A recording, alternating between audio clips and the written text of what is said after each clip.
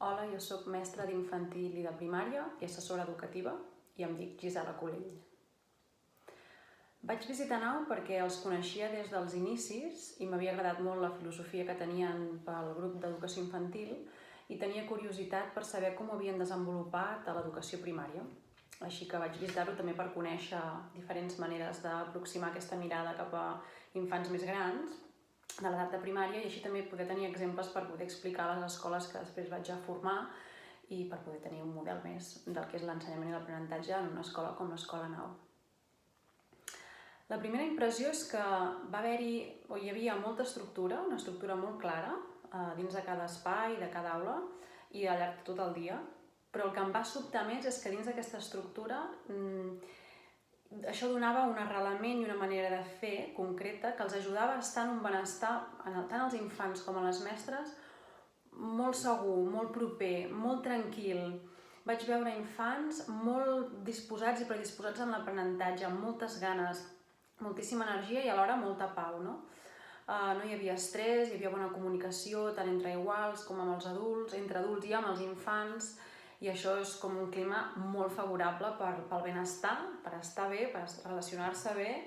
i alhora per aprendre, que és fonamental.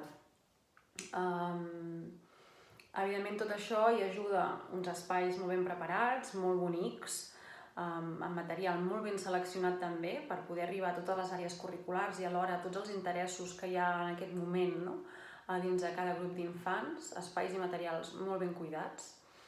i un equip de mestres excel·lent. Vaig pensar que era un dels grans punts que té l'Escola Nau, un equip de mestres excel·lent que fa un acompanyament emocional molt proper, molt cuidat, si no aquests nens no estarien així, i en què poden establir uns vincles molt sants amb cada infant. I em sembla fonamental que el mestre no sigui només aquell que ensenya certes coses, sinó que té una relació cordial i estable i de proximitat amb cada infant, no? Amb cada nen i nena. Així que penso que a nivell de l'equip és un equip molt treballat, tant a nivell personal, a nivell intern, com també com a equip professional d'una escola, és a dir, un equip que es forma sobre com ensenyar matemàtiques, com ensenyar llengua, les coses més instrumentals i alhora les coses d'acompanyament emocional i de relacional que són bàsiques també en una escola. Així que un equip molt treballat en quant a com implementar una metodologia que permeti un bon aprenentatge i una bona estada a l'escola. Crec que és un dels pilars claus de l'Escola Nau i em va sorprendre molt favorablement i estic molt contenta i és un exemple que explico quan vaig pels llocs. Pel que fa a la pregunta de aquests nens quan surtin de l'escola de primària si aniran a una escola secundària, què els hi passarà? A mi em sembla que tenen els ingredients més essencials i més bàsics per continuar amb l'educació obligatòria, que és les ganes i l'interès d'aprendre, això és bàsic, un bon autoconeixement i una bona autoestima pel que fa a ells mateixos i a l'aprenentatge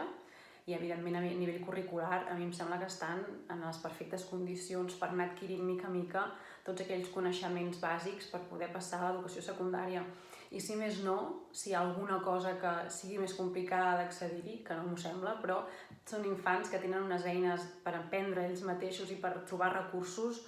molt bàsiques i molt fonamentals per poder seguir endavant amb la seva educació. Així que